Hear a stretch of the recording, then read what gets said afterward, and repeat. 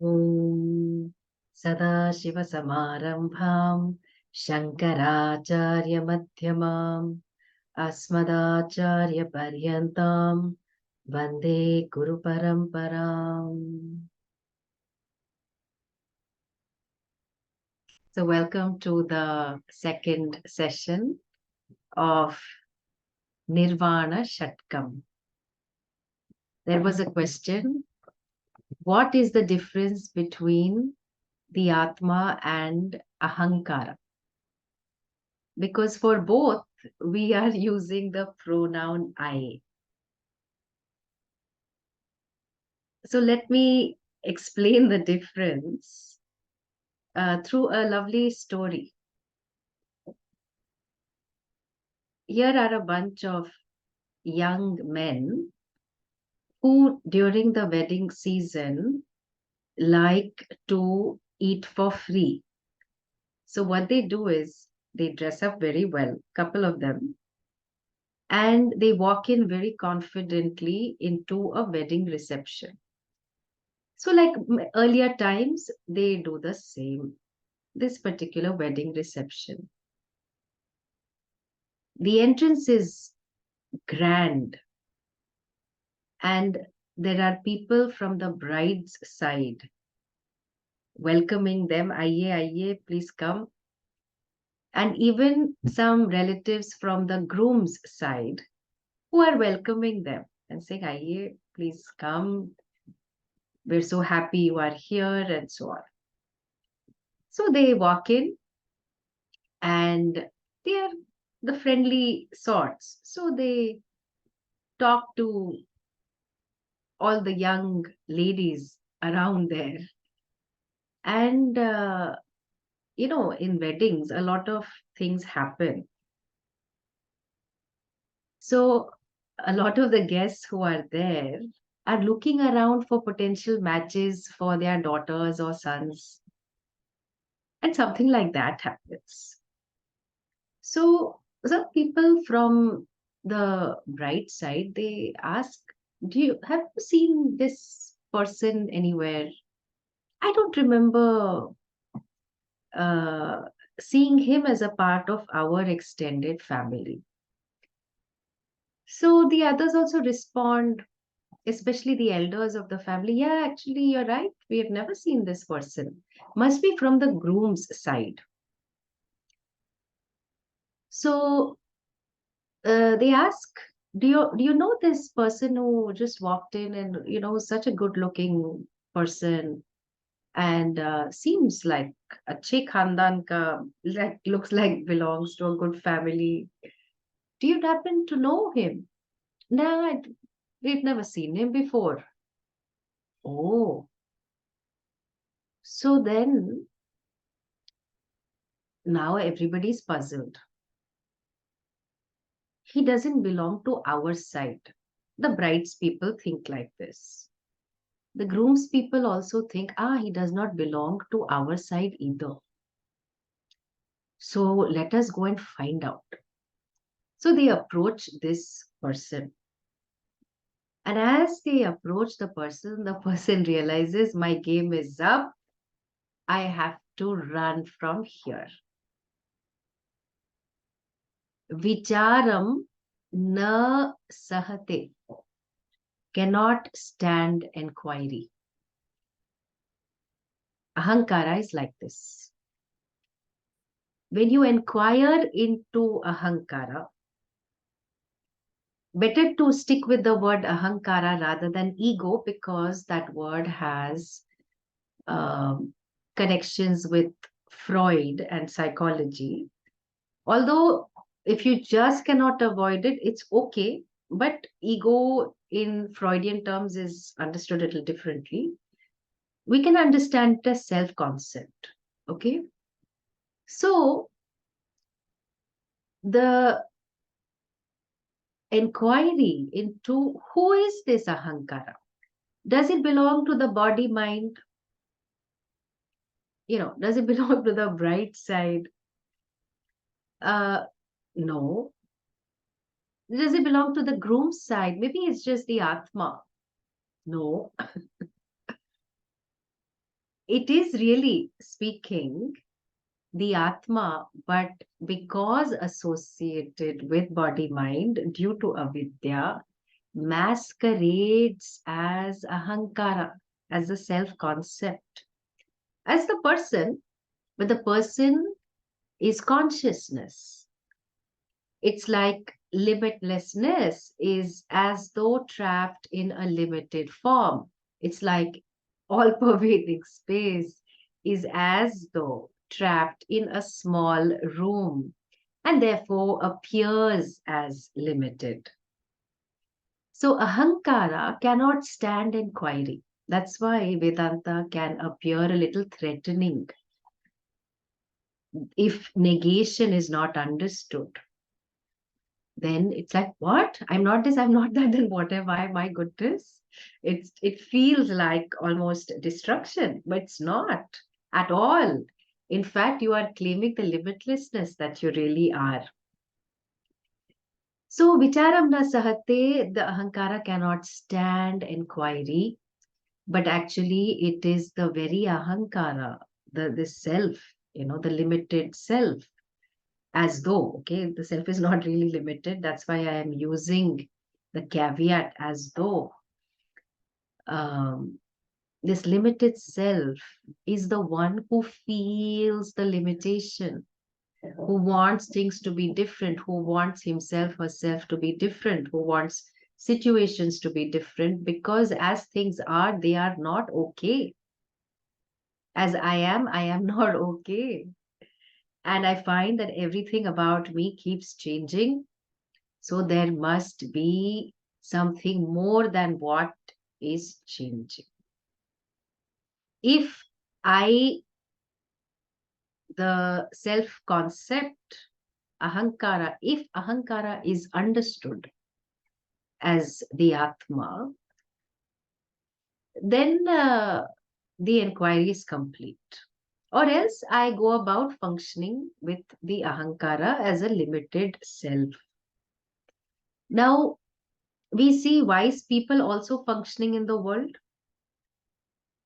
So it is ahankara then for them becomes a uniform that you wear, and it's a prosthetic uniform of body, and the saptadhatu, okay, which we just saw, blood, tissue, muscles, bones, etc., that you wear so that you can function in the world. The one who wears the uniform knows I am not the uniform, but to function in the world, this is required. And anyway, I, chidananda, pervade the world. I am free enough to function. I am free enough to relate to anyone and everyone. No problem. So this is very important that Vedanta and its vision is an all embracing vision. Nothing is a problem for you, really speaking. Okay. Now, little inquiry into Ananda. If I ask you all, I will be happy when you will complete it with whatever is important to you, correct? So I will be happy when my children are married. I will be happy when I lose weight. This is a common one. I will be happy when the war ends. You'll have to wait for a few years now, I think. I will be happy when I get $1 million in the bank. Okay. So our happiness seems to be postponed to a later event when things are more conducive. Let's assume that my children do get married. Am I happy for good? Like, that's it, over. No, then it will be like, when are you going to give us the good news? No pressure, okay? I mean, ultimately, it's all your decision, but people are asking me, when are you going to become a grandmother, grandfather? So I have to answer them, you see. Hmm. So let's assume that your desire is fulfilled. Then the same situation of children getting married, which is a universal situation. Is happiness inbuilt into the components of the situation? For some people, it may not be such a happy situation, okay? So when we really analyze the different situations of our life, we find that happiness is not a quality that belongs to a particular situation. Because if it did, then that same situation should make everyone uniformly happy. Likewise, happiness is not an ingredient that you see mentioned in whatever product you buy alongside this percentage, milk solids, emulsifiers. So, like that one long list is mentioned, happiness is not there. And even if somebody is called happy, okay, like one Sardarji, he was asked, so, what is the name of your dog? So he said, Rajinder Singh. What is your name? I am Happy Singh. Fantastic.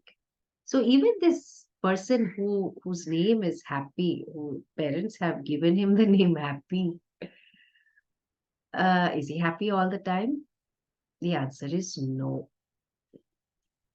So then this happiness seems rather elusive. It doesn't seem to be present uniformly in a person, nor does happiness seem to be present in a situation, nor does it seem to be present in an object. Oh, then the spiritual seekers will say, happiness doesn't lie outside, it lies inside. Okay, you mean to say there are happy hearts and happy kidneys and happy liver?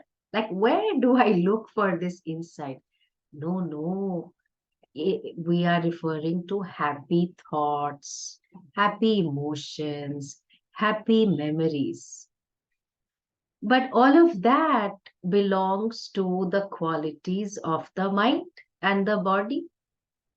And that also doesn't seem to be true.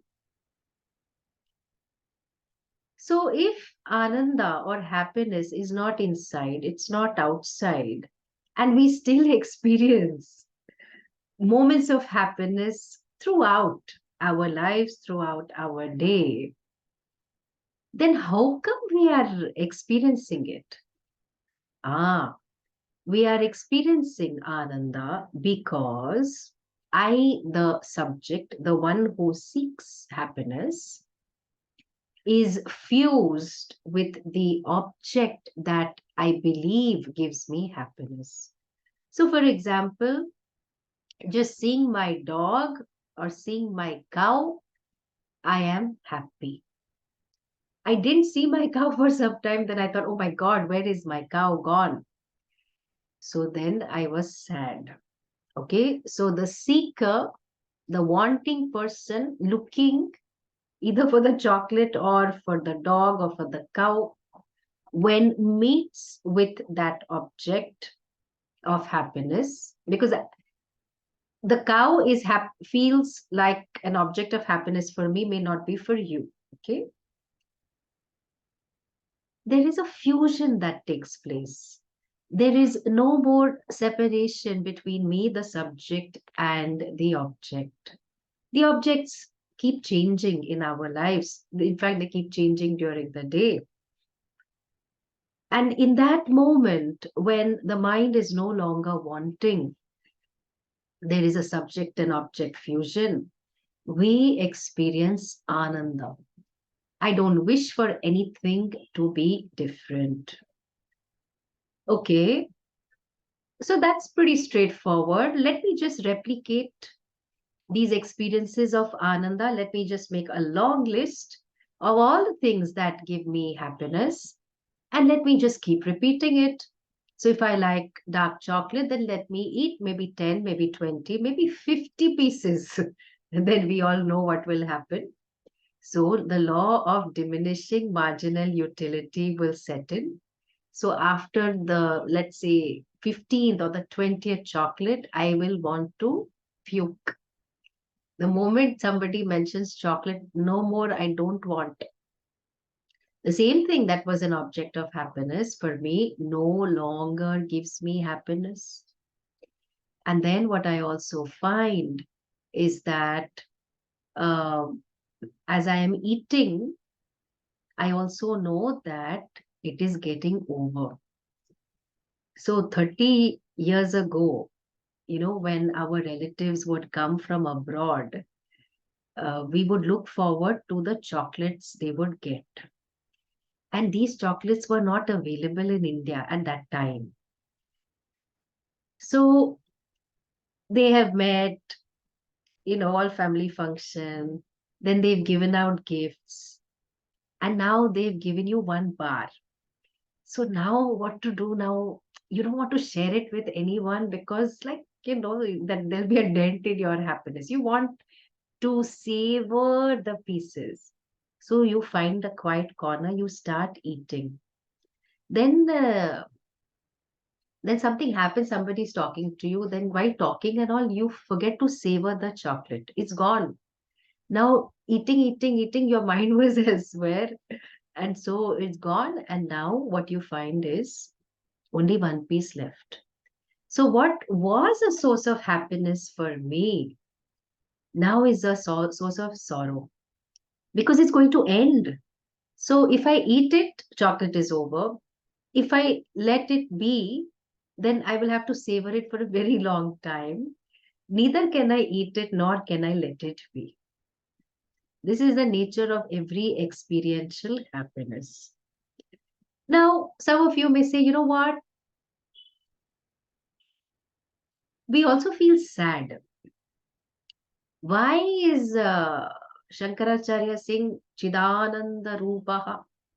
Why I am happiness? Maybe I am sadness because most of the times I'm quite sad. Okay, uh, if sadness was your nature, then you would not try to get rid of it, right? So we don't hear people complaining. Today, is I'm so happy. I wish I was not so happy. Nobody says like this. And let's say, suppose if somebody is happy, you don't say, I offer my most sincere condolences. This should not have happened that you are so happy. So I'm very sorry that you are so happy. If you talk like this, people will send you to a special place. Nor if you see someone who looks unhappy, would you say, oh, congratulations? My heartiest congratulations because you are so unhappy. We don't say this. Okay. So, universally, we seek to be happy because happiness is our nature. It is intrinsic to us, and we don't uh, want to move away from what is our intrinsic nature. So, when Acharya is saying Chidananda Rupaha, it doesn't mean that I have to feel happy all the time. No, I am the Swarupa of Ananda. Ananda, where there is both subject and object are one. That means I, the person, is subject consciousness, right? And whatever object I am interacting with has come from me. So you remember space, water, air, fire, etc. has all come from Brahman, that is Atma, that is me. And all these objects, they are karyam, they are effects. I am the cause. So, at one level, I can say I am both the subject and the object, because I, as isness, consciousness, is in and through both subject and object. At the same time, I am free from being subject. Because understand, subject is a relative word. I am subject, as in me and the rest of the world, whatever that is. Rest of the world could be my thoughts also. Huh? Rest of the world could be the body, rest of the world could be people I'm interacting with. So I, the subject, am consciousness. We have done that vichara, we have done the inquiry. Atma, sthula, sukshma, karana, sharira, vyatiriktaha, other than the gross, subtle, and causal body. Then I am the basis of both subject and object, because subject being a relative word, I use it in the context of the object. With reference to myself, what am I? Oh, I am consciousness. I am Chit. So chidananda rupaha, which means that at all times I am both the subject and the object, as well as I am neither the subject nor the object. I am anantaha, the limitless, accommodates both subject and object, because subject and object are forms. Subject is like this body mind. Object is whatever is there around me in this room. So now I am no longer dependent on an object to fuse with me, the subject, for the sake of experiential happiness, ananda. That as I am, whether I engage with the object, I don't engage with the object, whatever be my level of engagement with the object. So it could be a person, it could be a situation, it could be ice cream, whatever it is. I continue to remain chidananda. I continue to remain the limitless. So we have a very unique maths. Limitless plus 10 objects is still limitless. Limitless plus the one I love the most is limitless. So 1 plus 1, 1 plus 100 continues to be 1. Why? Because all these 100 or 1 or 10, they are all forms, they have nama. So nama rupa, they have names. And their reality is not independent of me. Rather, they are dependent on me. Okay. Now let's proceed with the rest of the verses. I will just share my screen. Mm.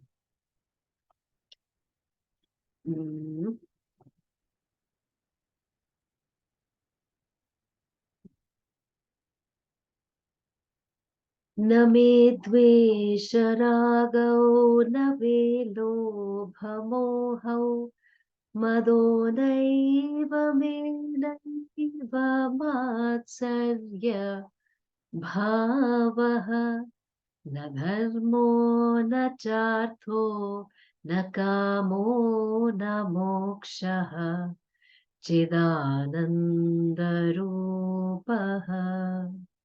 शिवोऽहं शिवोऽहम् चिदानन्दरूपः शिवोऽहं शिवोऽहम्. The last line continues to be the same, declaring what I really am, that which cannot be negated, that which always is. The upper three lines are pointing to what I am not or what is other than me. The first, in fact, all the lines, they are referring to what is experienced by the Sharira. And what is the Sharira, the body, engaged in throughout life? Okay. So, Dvesh, first of all, let's look at the series of emotions. Now, in the context of different situations in our life, we feel different things. So, with respect to Karela, bitter gourd, I may have Dvesha. I don't, but I'm telling. So, I hate Karela. Suppose somebody says like that. Hey, what is a Karela done to you? No, but I just, it's too bitter for me. Okay. So, with respect to Karela, I become a disliker. Then, when it comes to red, juicy carrots, especially which come in the winter time, I love it. You make anything of carrots, whether it is gajar halwa, whether it is put in vegetable, or you make paratha, or you put it in sambar. I love it. Okay. So, with respect to carrots, now I become a liker. And with respect to different objects, different situations, we continue to have these reactions in us. You strongly like something, you strongly dislike something. And then there is also greed, lobha. There is moha, confusion about certain things. There is mada and there is matsarya. So mada is pride and matsarya is jealousy. So in the Vedic tradition, we talk about six-fold enemies. Okay. So enemies, they are our internal enemies which prevent us from moving ahead or create obstacles in our pursuit. Now, what are these? The four or five are mentioned here, another couple of them are there. So, what we refer to as Shadripu. So, this is natural every day. If you look at from the time you wake up till the time you get to work, you are going through a series of emotions. What, actually, when I say you are going through a series of emotions, who is this you will be the question, correct? So, continuing in the verse, that you is really your mind. You are going through raga, let's say, and or let's say you get into an argument. You're just expressing your view, or you are scrolling through social media, and you are supporting Israel. Okay, current situation that's going on, and a lot of the posts that you watch are all supporting Palestine. Hmm.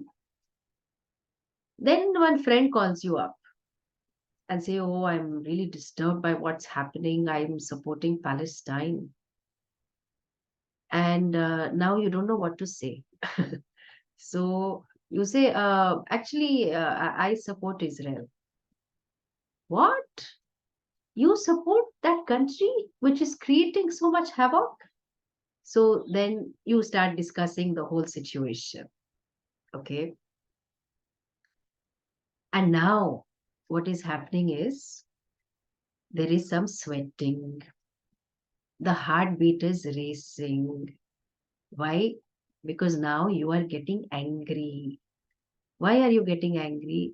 Because your view about a particular region and what they should do is no longer just a view or an opinion. It has become your identity. Correct?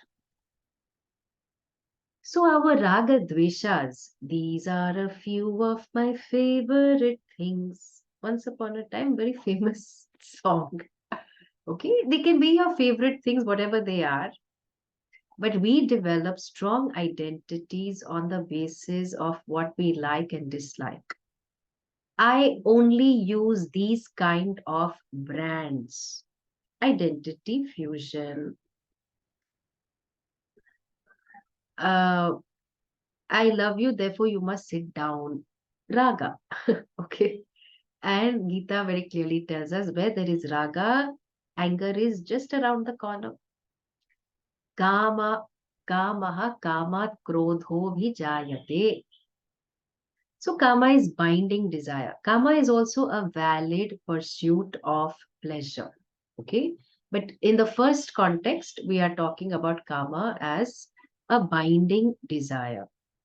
So, or raga. Okay. Raga is another form of kama desire.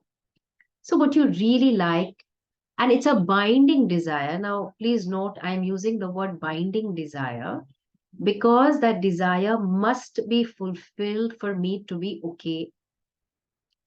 If it is a non binding desire, then whether desire is fulfilled or not, I am fine.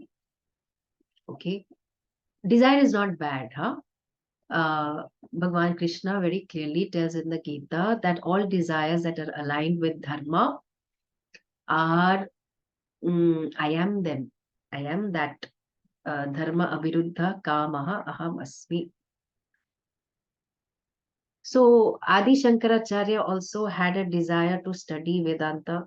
He already knew a lot, being an incarnation of Shiva himself.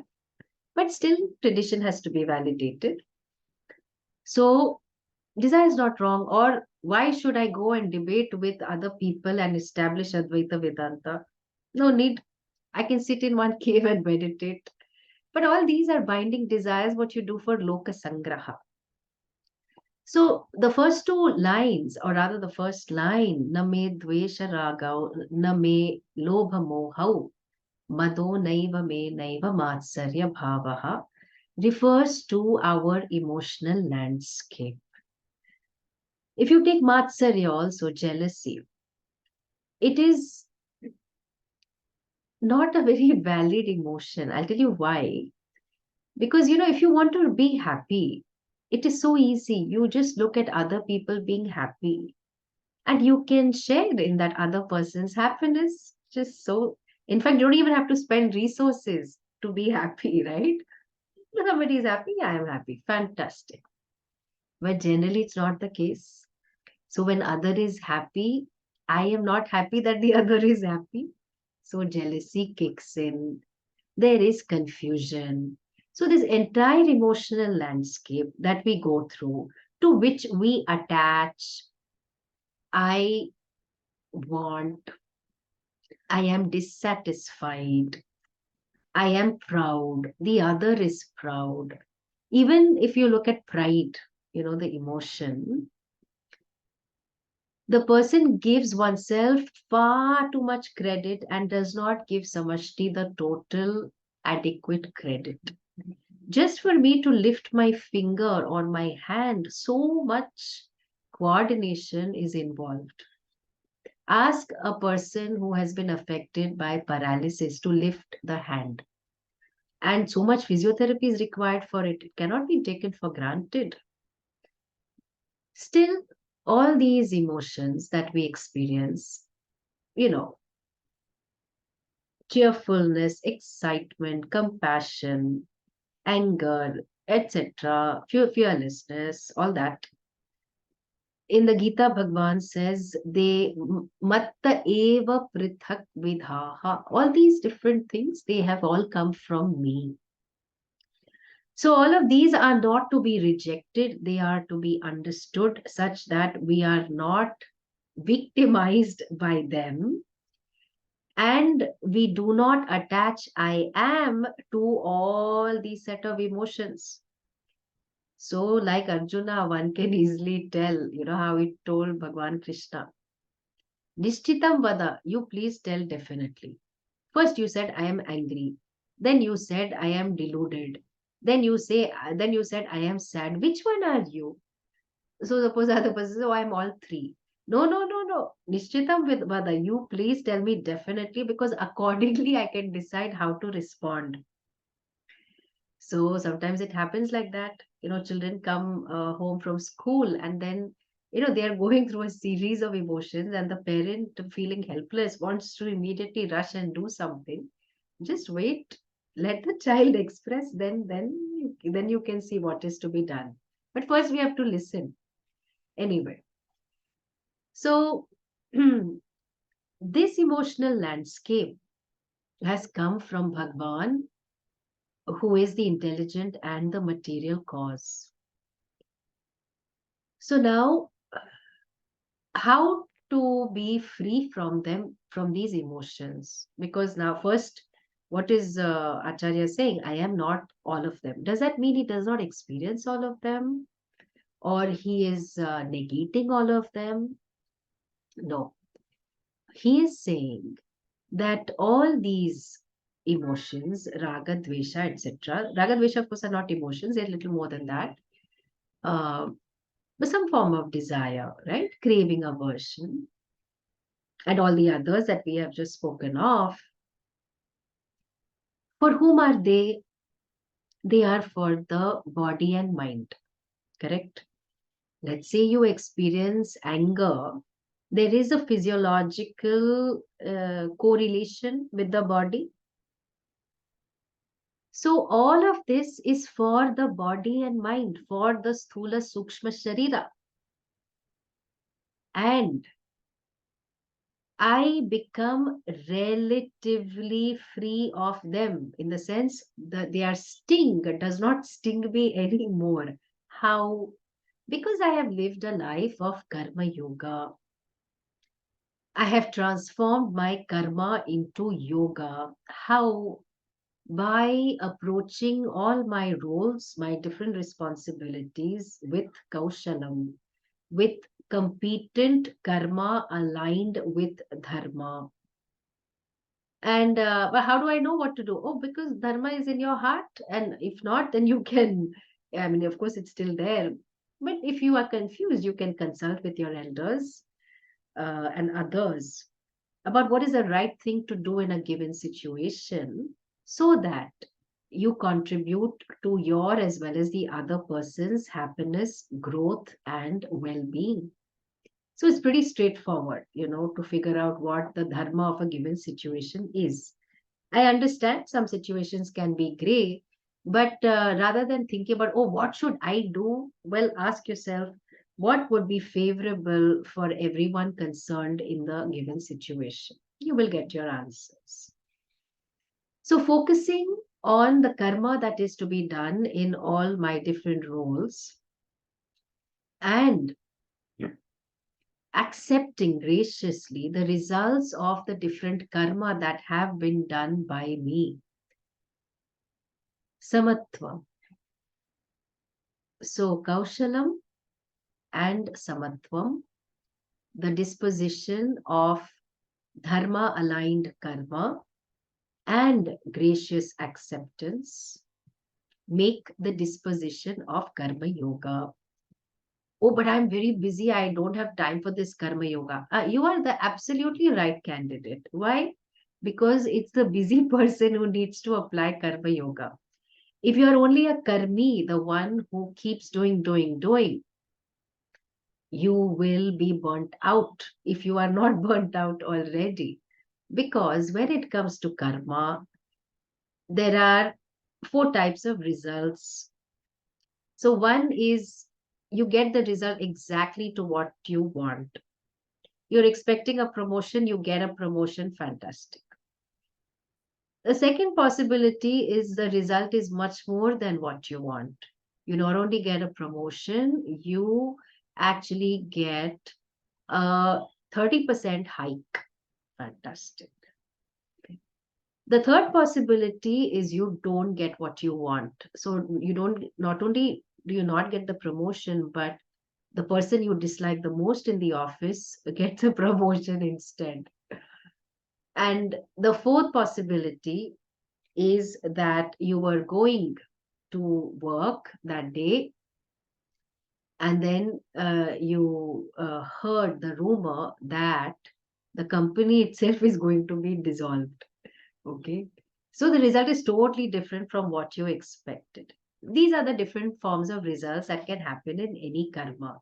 Either the result is exactly what you want, or it is less than what you want, or it is more than what you want, or it is totally different from what you want. Now, when the result is equal to what you want or more than what you want, all is good with life, you are happy. But reactions come when the result is less than what I want or it is totally different. And that's exactly when I need to have the sadhana of karma yoga. All of this is possible because of the law of karma that allows me to gain punya and papa. So I do a karma, there is drishta phala, visible result, and there is adrishta phala, invisible result. If I help someone, visible result, the person is helped, the person is happy. Invisible result, I also get punya. If I hurt a person, of course, the person is not talking to me. So that is it's not papa yet. It's, invisible. Sorry. The person is hurt. It's a visible result. I can see that. But along with that, what I do not see, Adrishta, is I have generated papa in my karma account. And so, who manages this law of karma? It is Ishvara. So Ishvara, Bhagwan, Brahman is both the karma dhyakshaha, the one who presides over the law of karma, as well as karma phala data, the one who gives the results of the karma. So when we talk about our emotional landscape and Acharya saying, I am not any of this, it is like a bunch of noodles. You try to eat, or shamige, like sevaya. You try, you say, oh, I will just eat little bit, one. Then everything comes along with it. So you can't say, oh, I will do my karma, then we shall see. No, no, no, no. You are able to do karma only because of rhythm, only because of this cosmic order in which law of karma is included. And that law of karma means intelligence, means material, and that all the way is Brahman, Ishvara, that from which everything has come, that by which everything is sustained, and that into which everything dissolves. So, all of this is pointing also to the total that sustains this emotional order. Suppose you say, no, no, no, no, no, I don't want all these emotions, they create such a problem for me. I just don't want to have emotion. Sorry, you already saw that the guna of the Sthula Sharira, Sukshma Sharira, one is the gross body is an ayatanam, it is an abode of experiences of Sukha and Dukkha. Then we also saw what is Sukshma Sharira, the subtle body. It is a sadhana for all these different sets of experiences. Okay. So now you will have to create something new because it comes with the package. And so emotions are not a problem. Emotions are a glory and we can learn how to manage it. I'm talking at the level of the sadhana in the context of karma yoga. But then, when emotions are not a problem for you, and you have truly used the sadhana of karma yoga in your life, then you are in harmony with functional reality. And then it's possible to own up that I am chidananda. If I try to bypass this, if I say, if I love the melody of Nirvana Shatkam and I say, oh, Shatkam, and I say, I am not this, I am not that, for a moment, the mind is stunned. And you are able to see because you are awareness, you are able to see, yeah, that's right. I am not all these different emotions.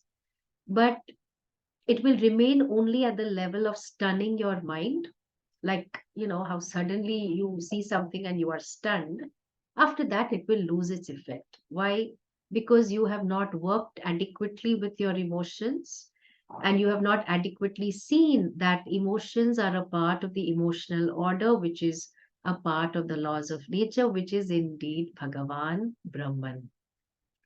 Then the next line, which is a very nice one, the four purusharthas, the four human goals or pursuits are being mentioned. na dharmo, na cha arthaha, na kamaha, na mokshaha. So sarvaihi purushaihi arthyate. Every person wants to accomplish these. What are these valid pursuits? The pursuit of artha, wealth in any form, pursuit of kama, pleasure. Then dharma. In fact, dharma is always mentioned first. The universal framework of ethics and values, and so much more. And moksha. So, moksha is freedom from a sense of bondage.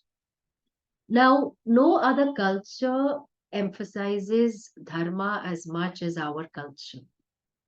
How should we pursue wealth and pleasure? Oh, please keep dharma as your center, as the framework. You want to earn money, earn it ethically. You want to have pleasure, do it ethically, whatever you are seeking, and so on. And so, what we find is any person, if you look into what their pursuits are, they are either, if you look at your entire day, okay, your time sheet, not at work, your life sheet, time sheet. So, from the time that you wake up to the time that you go to bed, there will be activities related to earning money, maintaining money, whatever is your financial portfolio. There will be activities regarding what you eat, especially, and the things that you do for pleasure, including watching movies or something new on Netflix.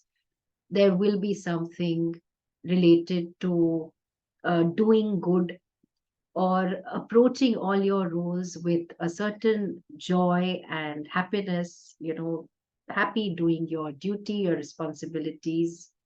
Or it could also involve doing your nitya puja, which of course gives you punya. So,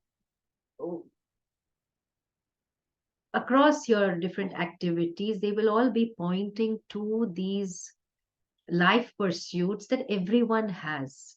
Some may have more of something and some may have less of something, but all of us have this. So, what is Shankaracharya saying? He's saying, I am not any of my pursuits, which means that there's so much karma involved in just trying to earn money.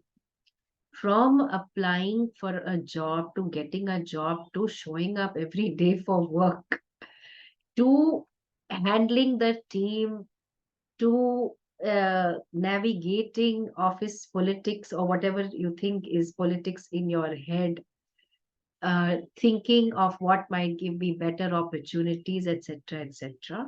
So much karma involved, correct? Then, if let's assume you are married or you are in a romantic relationship, then every day, you have to tell and assure the person, I love you, and the person asks you, but you really love me? No, but tell me why you love me. And then you have to give one long explanation also. And maintaining, happily contributing to that relationship. So a lot of karma is involved. And for all these pursuits, I don't have something and I try to get it. I don't have money, I try to get more money. I don't have pleasure, therefore, I seek to have interesting variety of food or whatever else. I don't have punya, or I feel I don't have enough sukha, happiness, happy experiences in my life, then I think, oh no, no, I must do little more good. Or eclipse is coming, so therefore maybe I should do acts of dhanam. Maybe I should be doing puja. It's an important part of being a Hindu. I will do that. I want to relate to the Devata. It makes me so happy, etc., etc. So much karma involved. Then, if I'm keeping in mind my varnashrama, the age and stage of life that I'm in, let's say I am a mother or a father, then just to bring up a child, education, healthcare, homework, hobby classes, then handling peer pressure amongst parents, being a parent oneself, and so on and so forth. so much karma, right? So all these pursuits are pointing to the fact that I am a karta. I cannot escape it. The one who performs karma, I can't help but have the identity of being karta, doer, because it's related to all my pursuits. And all of it has functional validity. It has vyavaharika satyam. This is important for all of us. So when Acharya is saying, I am not dharma, I am not artha, I am not kamaha, what he's saying is all of these have their place in society. We are involved in all of them. We are performing different kinds of karma. So then the question is, who is performing the karma, by the way? Who is the doer? How the doer is doing it? Oh, because of the gross and the subtle body. Is the Atma doing the karma? No. But Atma is in and through every karma. Okay. So these pursuits, including the pursuit of dharma for the sake of going to Swarga or relating to different devatas, meditating, doing upasana, uh, all of them, they are all in the realm of names and forms. The moment we say names and forms, we know they do not exist independently. They depend on Satyam, that is Brahman, that is Atma, that is me. So, this is all functional validity and functional interactions, very important, valid, useful, experiential. But what is in and through this functional satyam, or rather vyavaharika satyam, there is only one absolute reality, that which is chidananda, that which cannot be negated, that which cannot be experienced, that which is not made up of any material, that which has no qualities, that which is unchanging, that is chit, that is ananda, that is you, and that which was never born and can never die. Huh? But you included the word moksha also in this thing. I thought moksha was like a special pursuit. Well, yes and no. Why? Because unlike dharma, artha, kama, where I don't have something and therefore I seek to gain what I don't have, it is apraptasya praptihi. Moksha pursuit is different. I am already muktaha. I am already free. I am already the limitless. Okay. So then what is the nature of the pursuit? Well, the nature of the pursuit is that I as though gain myself. Praptasya praptihi. So like the 10th man, I'm guessing you all are familiar with the story where these 10 boys cross over a river, and one of them, who's been made the leader, wants to ensure that, hey, I hope we have all reached the other side of the river, and looks around and starts counting one, two, three, etc. Goes up all the way up till nine. They think, oh my God, when we crossed the river, we were 10 and now we are only nine. How did this happen? And is very upset. Then one old man who's passing by saying, what's the problem? You all are fighting amongst yourselves. So the leader says, you know what, this is the problem. And the old man looks at all of them, and then he turns to the leader and he says, the 10th man, Dashamaha Tvam, that 10th is you. So Tattvamasi, you are that. You are that.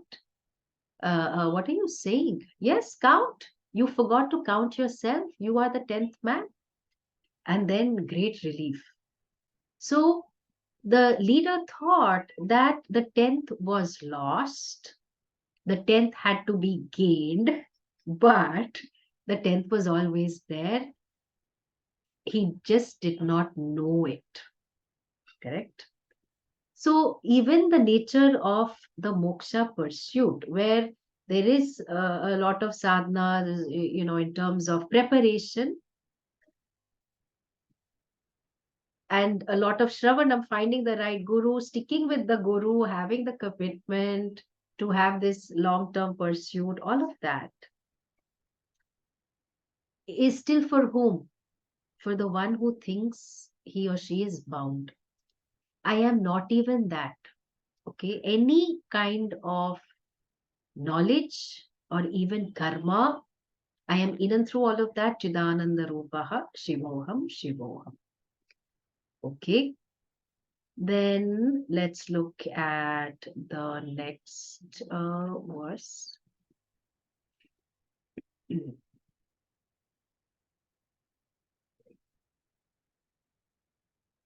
Na punyam, na papam, na saukhyam, na dukkham, na mantro, na tirtham, na veda, na yajnaha, aham bhojanam naiva bhojyam, na bhokta, chidananda rupaha, shivoham, shivoham.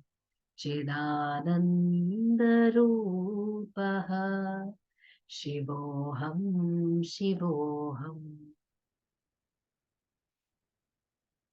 The first line referring to the karta, the doer,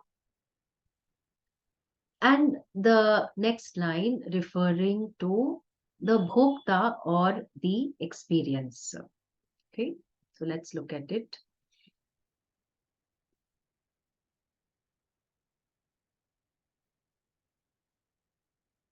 Acharya says, I am not, or rather, there is no punya or papa for me. There is no sukha or dukkha for me. Is he a stone? No, he is Satyam Jnanam Anantam consciousness. So then, how he's saying like this? Is he denying that? Come on, we all are working for punya. You're right. For whom is the punya? So understand, punya and papa, both referring to invisible results, adrishta phala. We understand about it only through the Veda. Modern science does not have any measuring instrument for how much punya and how much papa you have gathered. It is only our shastra that reveals to us that we get these invisible results, which then transform into some experiences of happiness and sorrow. So, for whom is the punya and papa? It is for the one who performs karma, whether it is Vaidika karma, karma that the Veda tells us to do. So, yajna, homa, danam, ityadi, or it is laukika karma, the other kinds of karma that we are doing in the context of relating to different people and so on. Honestly, I don't think there is anything called laukika karma, because the framework of dharma definitely guides karma. So, strictly speaking, I don't think there is any laukika karma, but anyway, that's another matter for discussion. So, by whom is karma done? Oh, by the one who does it, who has this gross and subtle body. And why is the person doing it? Oh, because of avidya, because of the causal body, karana sharira. And whether it is prayer, which is a form of karma, or an act of helping someone, the person is getting punya papa. It is going to the karta's karma account. By saying there is no punya or papa for me, what Acharya is saying is, I am not the karta, the doer. I am other than the doer. Punya papa definitely affects the body mind. In fact, The mind, the Sukshma Sharira is the sadhana for Sukha and Dukkha. And the Ayatanam, the abode of where we experience Sukha, Dukkha, is, of course, the body and mind, of course. Body, mind, we don't really make a distinction. It's all just one continuum.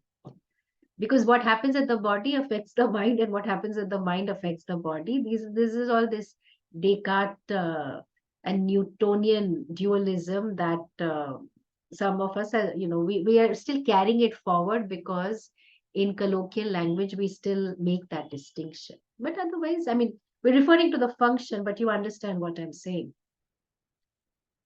So, no punya, no papa for me. There is no sukha, no dukkha for me. Basically saying that I am not the doer, I am not the experiencer. And naturally, there is no mantra also for me. So I don't need any mantras, I don't need any pilgrimages, tirtha, I don't need Veda. I mean, there are no yajnas also required for me. So please understand, this is not a dismissal of any of these. Understand the standpoint from which Acharya is saying this. These are valid pursuits. In fact, in 18th chapter of the Gita, Arjuna asks about sannyasa, what is this renunciation, and what is the karma that is to be given up. So certain things are mentioned in terms of sattvika, rajasika, tamasika karma, sannyasa. And what is also mentioned is yajna, dana, tapas should never be given up. Okay, so yajna, as in performing a homa, a fire ritual offering, or nowadays it's equivalent of daily puja. I won't say or, I will say and, okay, yajna and puja, etc. Then the pursuit of the scriptures, parayanam, trying to understand it, recitation, chanting, going to tirtha kshetras, and doing your sadhana as a sanatani.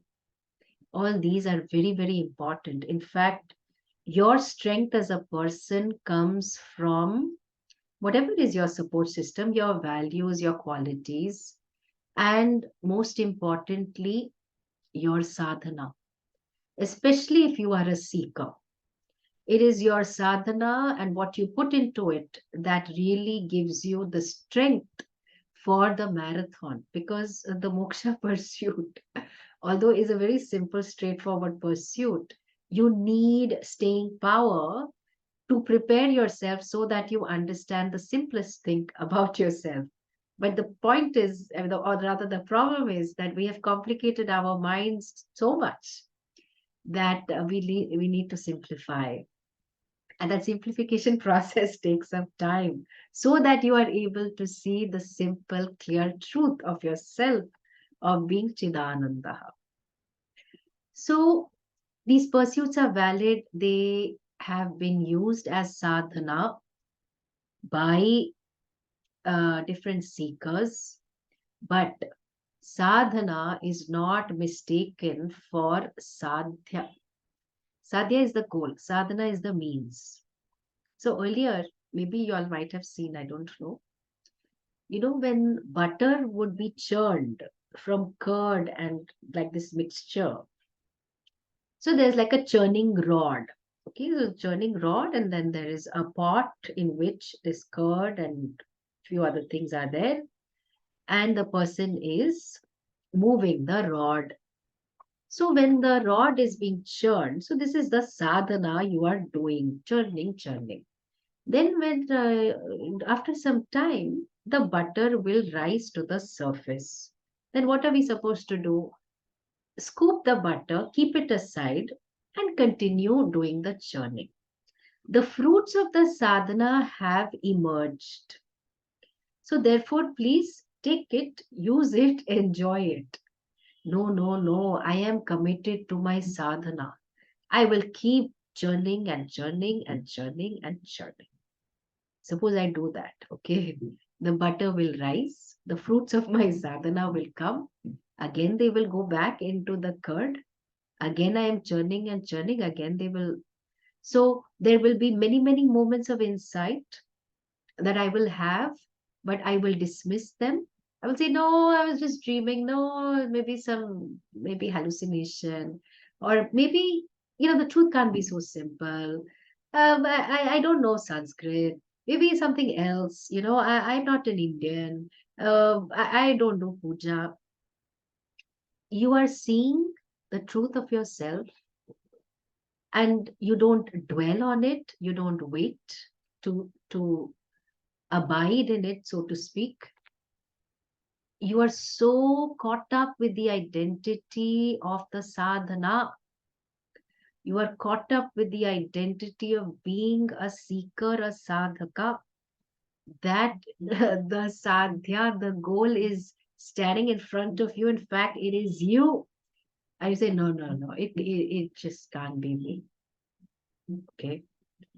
So all these lines are referring to the identity that we have as karta, and also the identity as a seeker, as the one who performs karma and sadhana.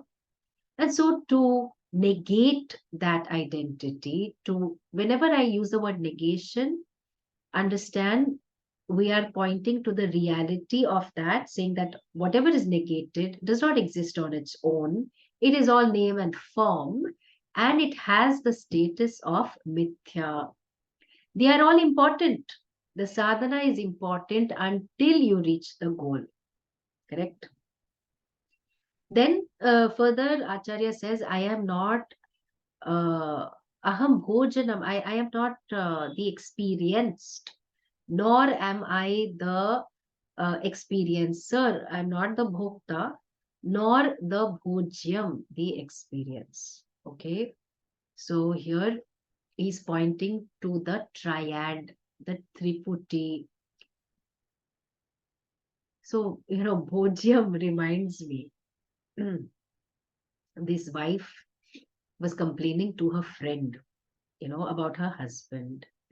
Says, my husband, he just doesn't speak and so uncommunicative.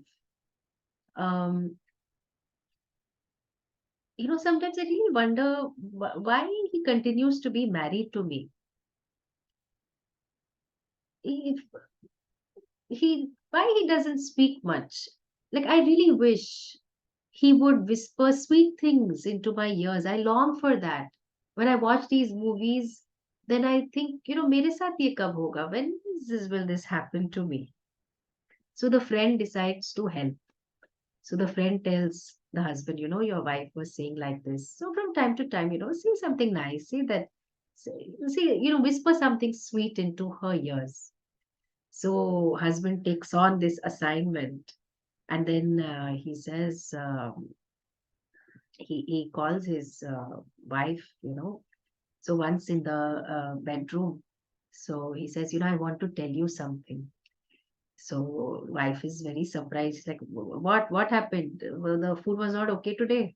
No, I want to tell you something. Come close. Then she's wondering what happened. Then she gives her ears. Then the husband says, jalebi, fafda, malai kulfi, pista barfi. So the wife just bursts out laughing and is also sad. She's like, why you are telling me? Are you at the mithai shop? That you are giving me a list of mithais. We have finished eating all of this during Diwali. So, so she says, I am not bhojanam. I am not this food. I am not that which is to be experienced. This is exactly what Acharya is also saying, that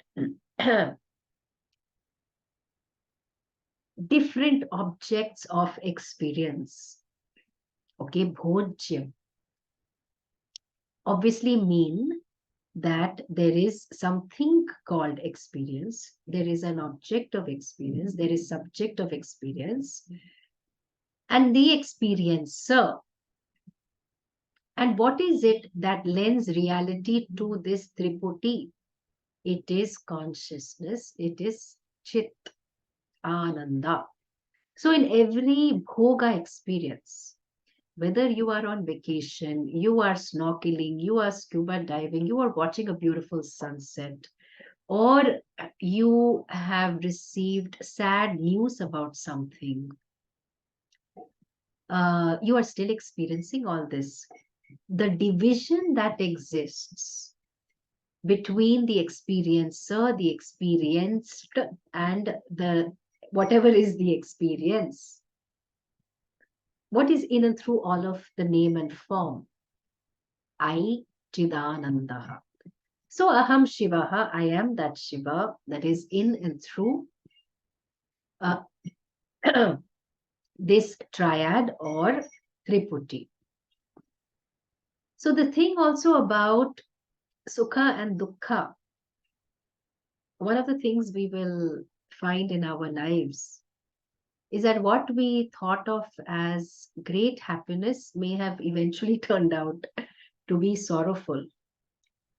And what seemed like a moment of sorrow may, in time, prove uh, to be a great contributor to your happiness and learning. And so, having the disposition of karma yoga is very important as a part of one's sadhana. So that kartritvam, the doership of the karta, needs to get transformed into kaushalam, competent dharma based action. Only then I can see that I am just an instrument for any kind of karma to happen. And really speaking, all is that is here is given to me. What I really am is a karta, not the karta. I was never the karta. I am the Atma. Okay. Likewise, bhoktritva. As long as the subtle and gross body are there, there will be experiences, pleasant and unpleasant. What to do? Convert this bhoktritvam, this sense of experiencing, into samatva. Understand that all experiences are karma phala, okay, results of karma, pleasant, unpleasant.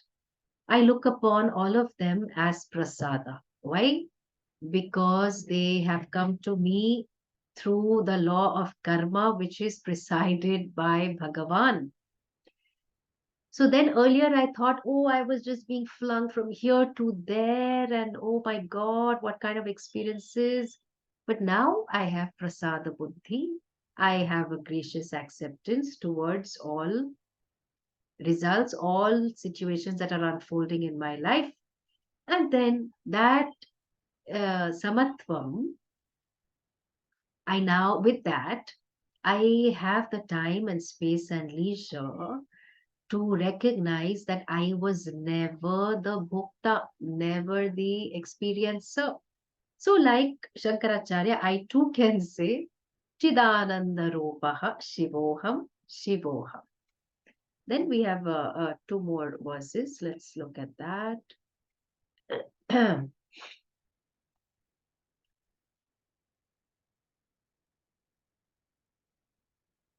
न मृत्युर्न शङ्का न बेजाति भेदः पिता नैव वेदैव माता न जन्म न बन्धुर्न मित्रं गुरुर्नैव शिष्यः चिदानन्दरूपः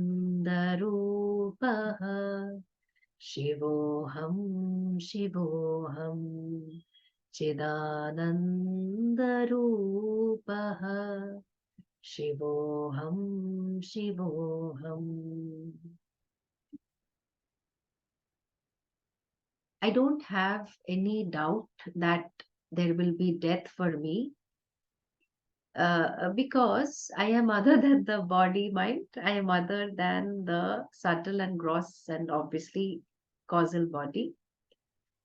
Naturally, if I have no body mind, then with whom will I relate? How will there be relations for me?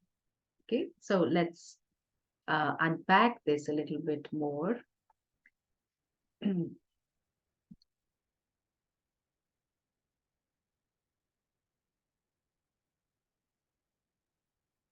We have seen in the definition of the gross body that as a part of Shat Vikaraha, as a part of the sixfold modifications, there is birth, jayate, and vinashyati. There is death.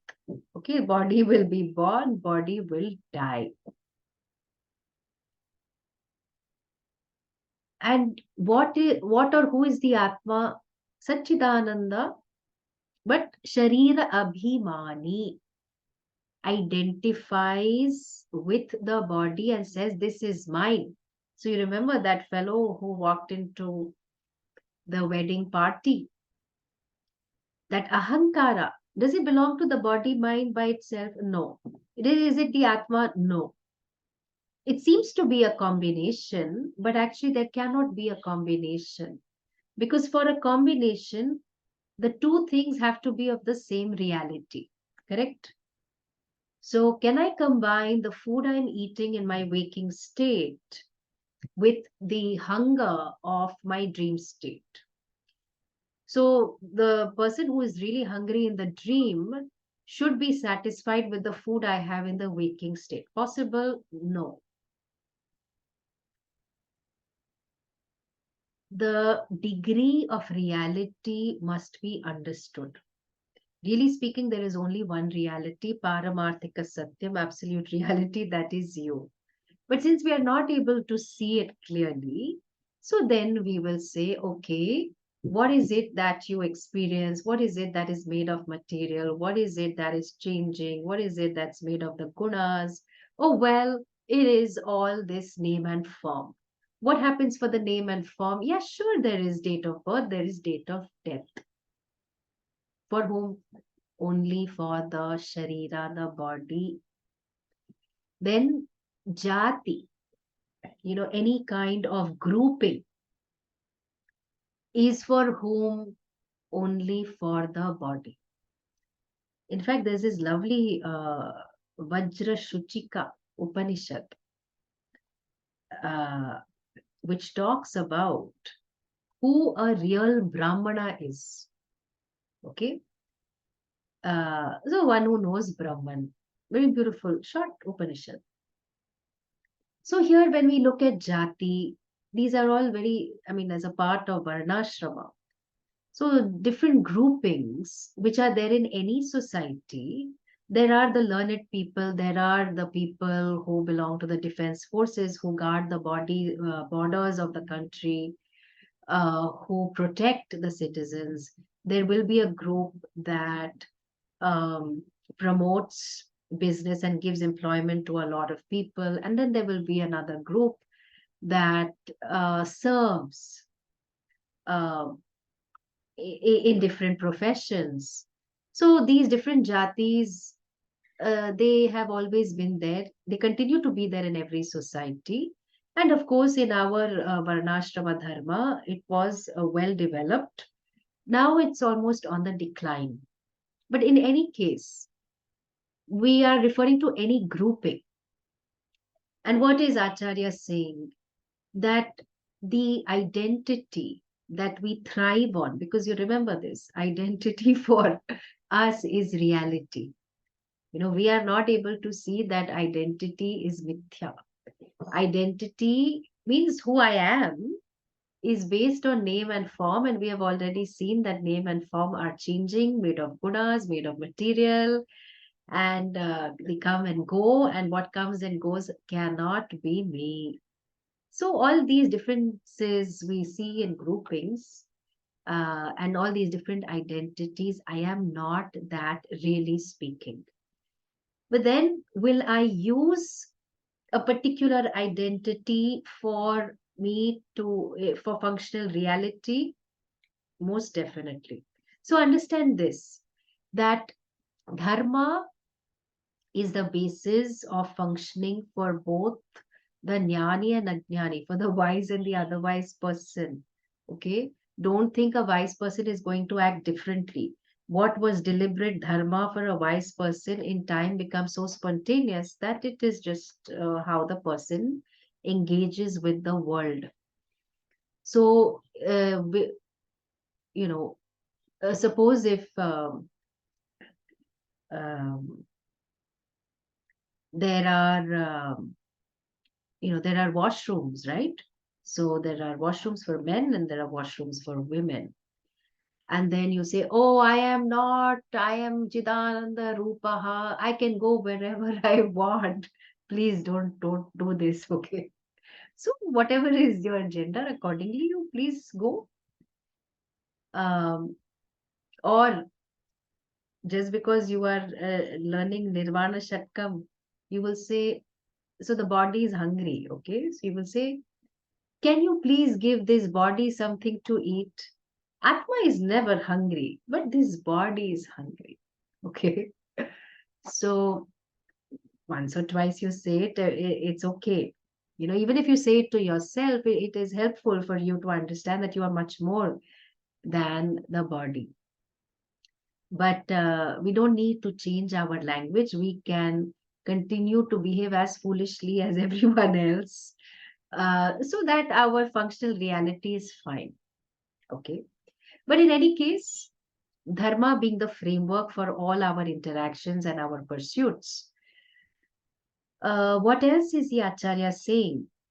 That I am able to relate to anyone because of having a sharira, a form. And naturally, important relationships like Pita, father, mother, uh, because of them, I am here, right? So, what is he saying? But I was never born, there was no Janma for me. What is his standpoint? He's not talking from the standpoint of the body, because as long as the body is there, of course, you will have parents. In fact, it was Jagadguru Shankaracharya himself who went all the way, despite being a sannyasi, to cremate his mother after her death. All the way he went, traveled to Kerala. So the same person cannot say, oh, no, I don't have mata. Okay, this is not a denial of your parents. It is just saying that all this name and form, I am in and through all of this, but as Atma, there is only me. See, for any kind of relation, there needs to be two, at least. Okay, so one big family or between two people. Now, if there are no two, there is no two. All that is here is Chidanandaha. All that is here is Shiva, that is auspiciousness. That is Aham. Only if there is two, there is some relation, there is connection, there may be disconnection. But here, all that is here is one which cannot be divided. Therefore, Advaita, and that I am. Then further he says, I am not, continue in the same vein, I am not a bandhu, I am not a friend, nor, I don't have, or rather, I am not a relative, bandhu, nor a mitra, nor a guru, nor a shishya. My God. So, up till relative and friend was okay. Yeah? Now is he dismissing the guru shishya relationship? So a lot of people, who have authority issues with Bhagwan, and who want Vedanta without God, and all but consciousness, consciousness, consciousness, what happens to them? Well, they like this. I am not related to anyone. I am free. These relationships have only caused problems in my head. And in my life, I want to be away from all of them. You have to learn to make your peace with all of them. That is a part of your sadhana. You cannot bypass that. So, what is being mentioned here? Is he dismissing all of this? He's saying, no, every relation is relational, meaning if I am a guru only to some people, not for everyone, only I am a guru to only those people who consider themselves as my shishyas, as my worthy students. So, like Arjuna, who declared just on the eve of the battlefield to Bhagwan Krishna that Shishyasteham Shadi Mam Tvam Prapannam. I am your Shishya, and I surrender to you. Now, I can declare I am Shishya, but Guru has to agree. Yes, yes, you are my Shishya. I cannot say, no, in my dream I became a Shishya. Then we don't know whether Guru has accepted you or not. No, no, Guru accepted me in the dream. We don't know. Okay. For this tradition, the Sampradaya exists because of live gurus who have only carried forward, or rather have been the torch bearers of the Shastra from the other rishis and acharyas and so on and so forth. But still, for how long you are going to be a Shishya? When the student is truly ready, we say a guru appears, teacher appears, okay? But when the student is fully ready, meaning is no longer a student, knows the truth, then the student is no longer a student. In that very place is the potential for another teacher. Still, we are talking at the level of relations. And whatever we may call our relations, okay, whether they are the most significant parental relations or friend, or especially for seekers, the guru student relationship, they're only for this lifetime. Maybe some previous lifetimes you might have met a few times, but again, there may not be much recollection. And in a lot of instances, there is rinanubandha, there is a debt that has to be fulfilled. There is some give and take that is still remaining from previous occasions. And therefore, we do the best that we can in the context of our karma with these people. In any case, applying the disposition of karma yoga to all my relations, to seeing what is it that I can do to fulfill my duty, contribute to their happiness, well-being, and growth. Are all our relationships, can they be fulfilled? And having done that as a part of the sadhana, I can see that I am in and through as consciousness, subject consciousness, object consciousness, only one consciousness, chit anandaha. No object is in opposition to me. I am the basis of every object. In fact, I am the basis of both the subject and object. I am chidanandaha. Shivoham, Shivoham. Okay, very, very beautiful verses. Just so lovely for contemplation. Again and again, seeing the truth of what I really am. Okay, last verse. अहं निर्विकल्पो निराकाररूपः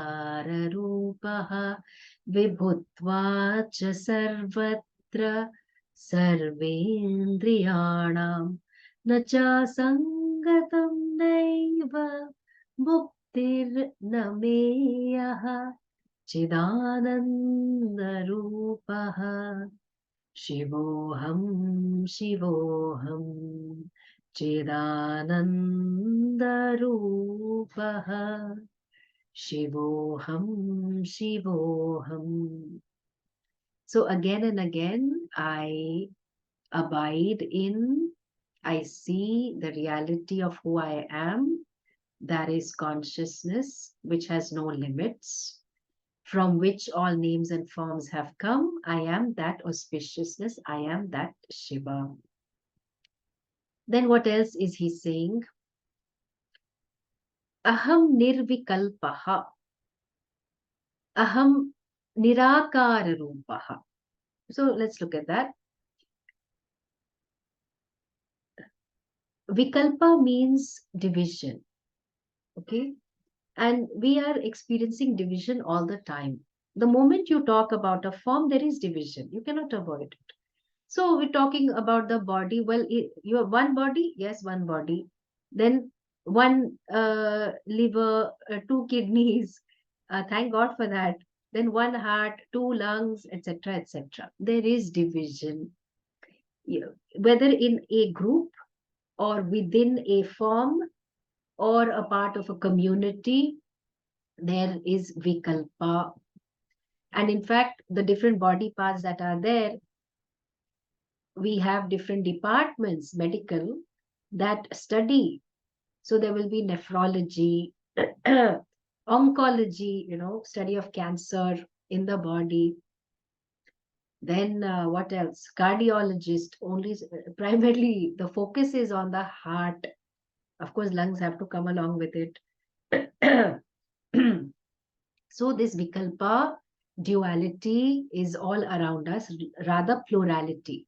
But we use the word duality in the sense of me and the other. So, aham nirvikalpaha. I have no divisions. Eh? How you are saying like that?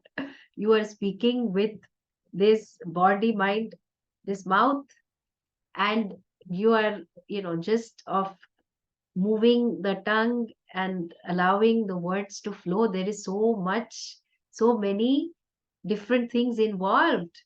And you're speaking in the world of plurality, which is duality. How you're saying you are nirvikalpa? Because I am talking about my intrinsic nature, which cannot be negated.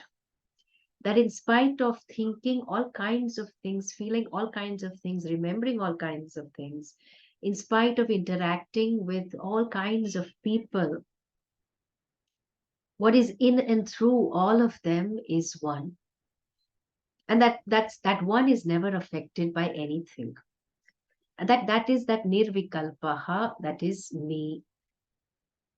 Then nirakaraha, I am nirakaraha, I am free from all forms. In fact, I don't have a form. Like space. Does space have a form? You say, oh, is there, what is there? Is there water in this? Okay, water also takes the form of the vessel. Uh, so you say, oh, is it half full or half empty? Okay, whatever be your reply, the space will take the form of whatever is there. Correct? So as consciousness, I am present in all akara forms. I am in and through all forms. At the same time, understand the form, the subtlest form, which is a thought, has come from sattva, rajas, tamas. Correct? In fact, there are different kinds of thoughts which may be classified as sattvika, rajasika, tamasika. So, Chitta Vritti Nirodha Yoga Sutras refers to this. That you can't stop all thoughts. And suppose if you translate it as that, you're going to have a problem. If you drive on the road, I am practicing yoga, I'm going to stop all thoughts. Oh, please, I pray for you. Please don't do that, because we need your mind to move. Then what are the thoughts that create some kind of a problem, if at all?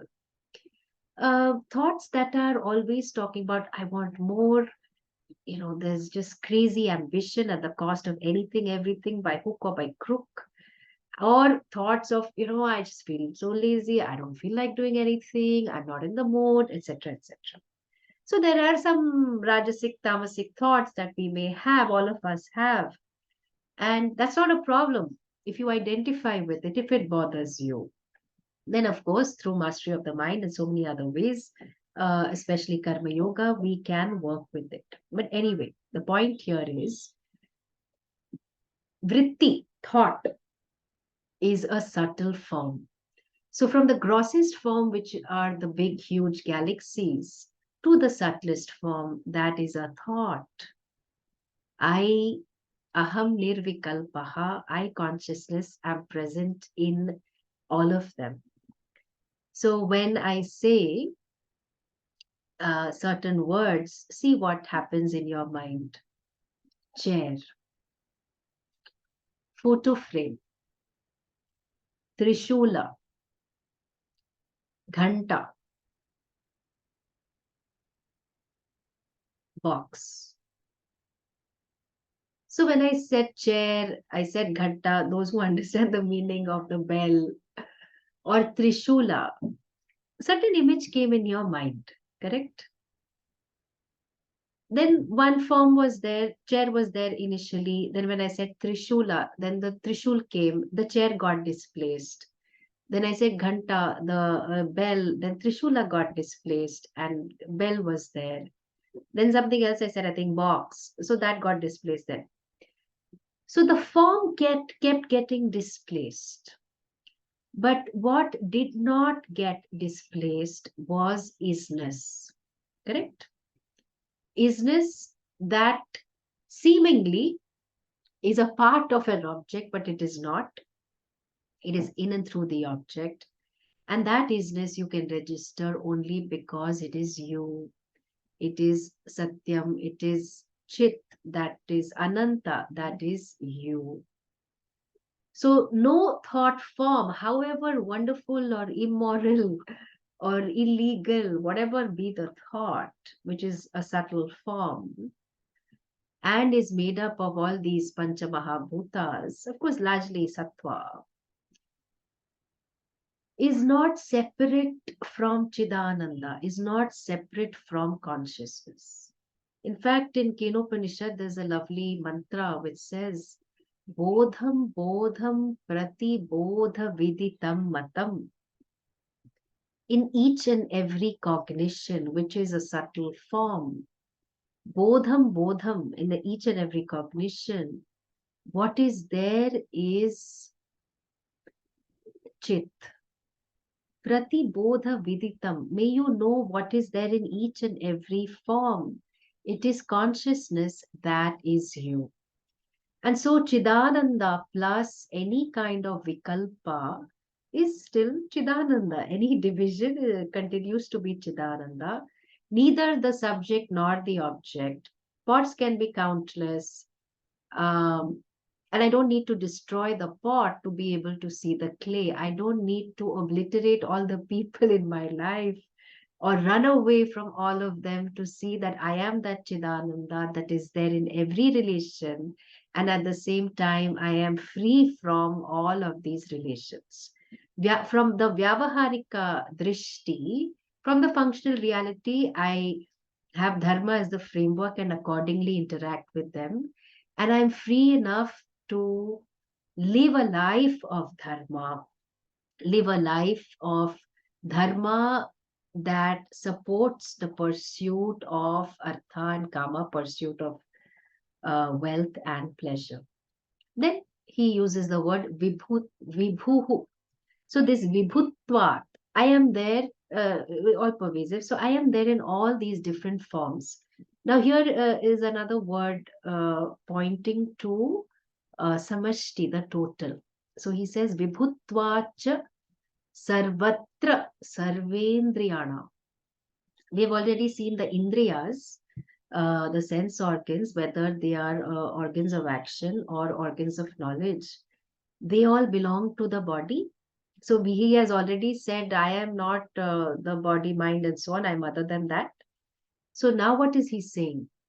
That there's a reference to the Gita shloka, Sarvendriya Gudabhasam Sarvendriya Vivarchitam.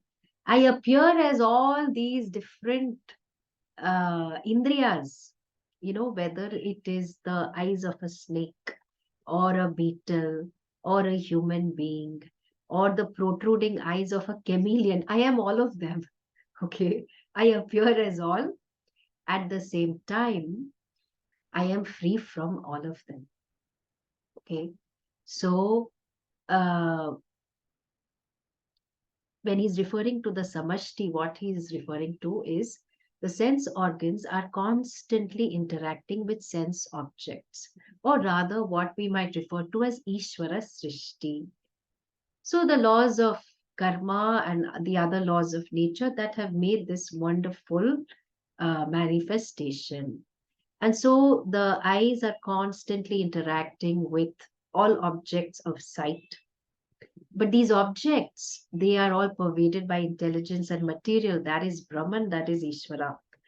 Likewise, fragrances, different touches, the softness of a petal and the softness of silk and the softness of, what shall we see, feather will be different.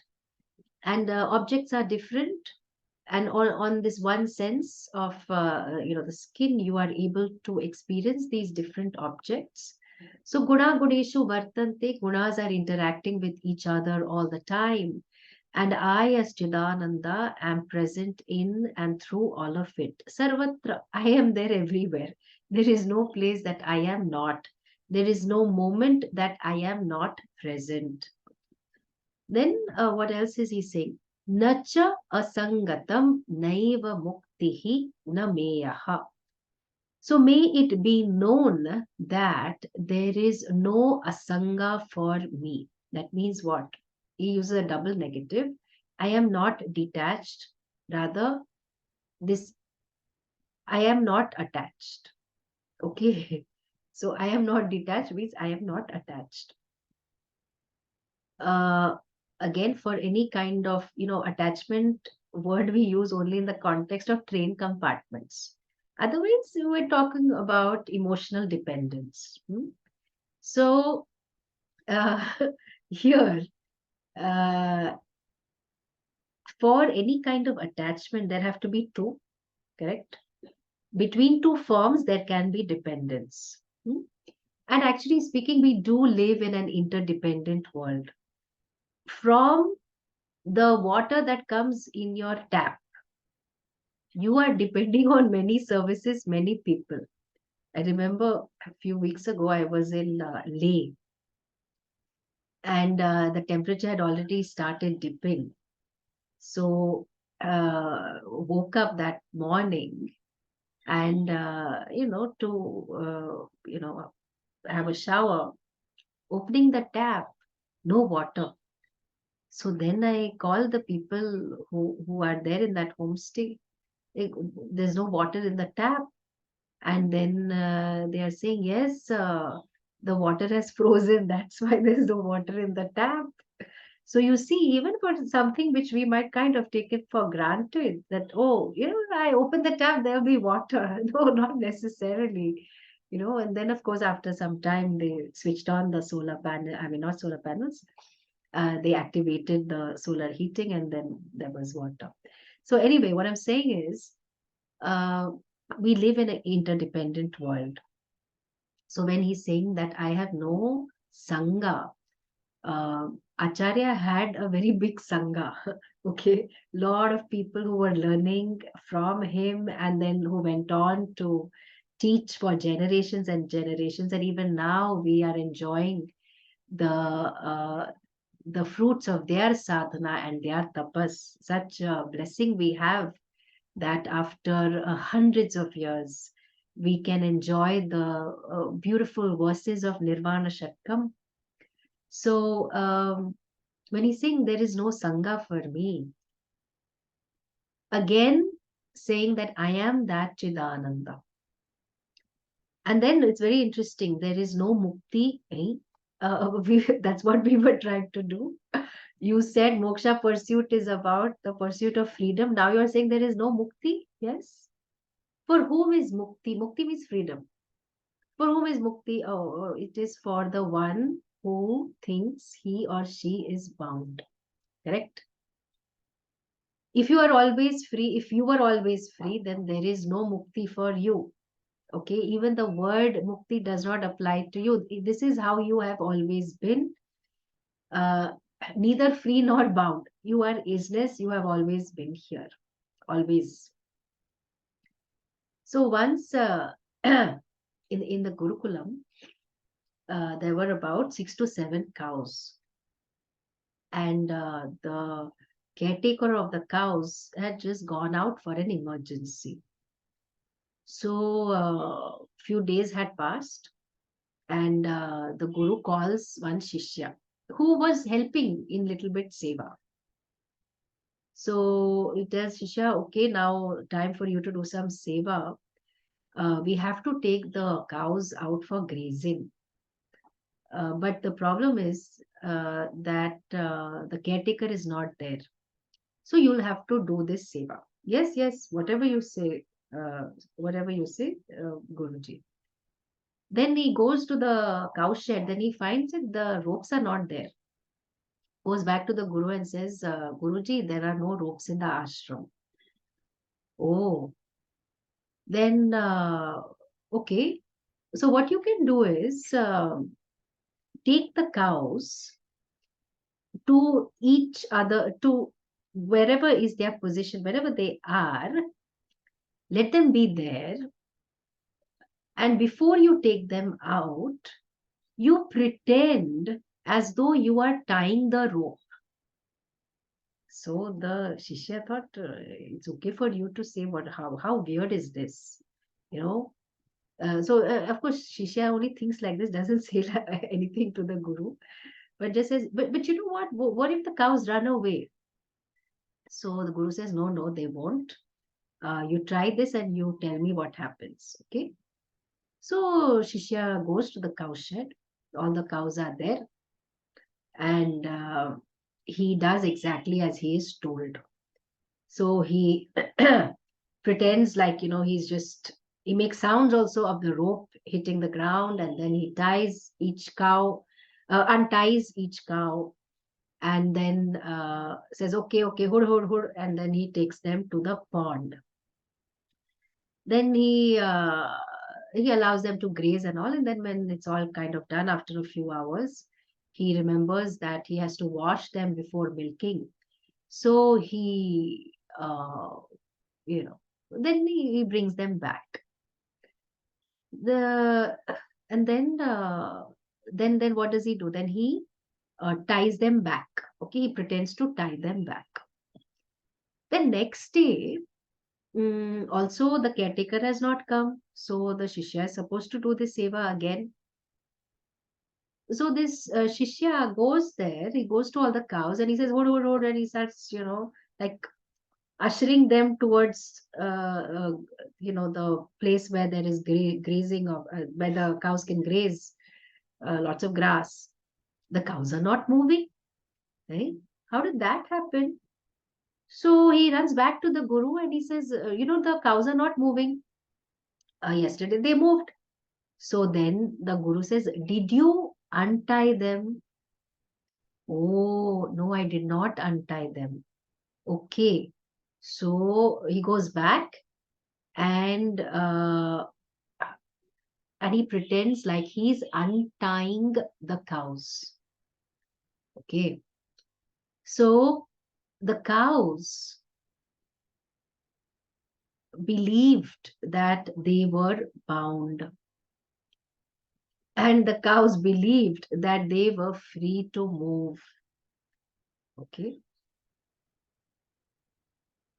Because this Shishya pretended to tie and untie them.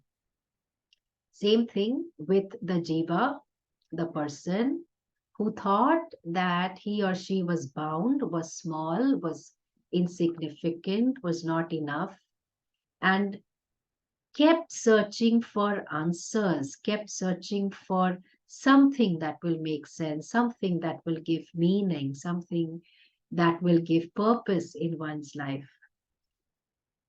And then all along, uh, in the light of this enquiry, which is the brilliant, glorious vision of Vedanta, the person sees that I was never bound.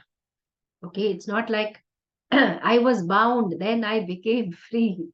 See, if bondage was real, you could never be free. You would always be bound. But in your intrinsic nature, you were never bound. So the concept of being bound by any limitations does not exist. The concept of being free also does not exist. And therefore, that bondage was purely notional because of avidya. And one was never ignorant. I mean, or rather, one was no more ignorant.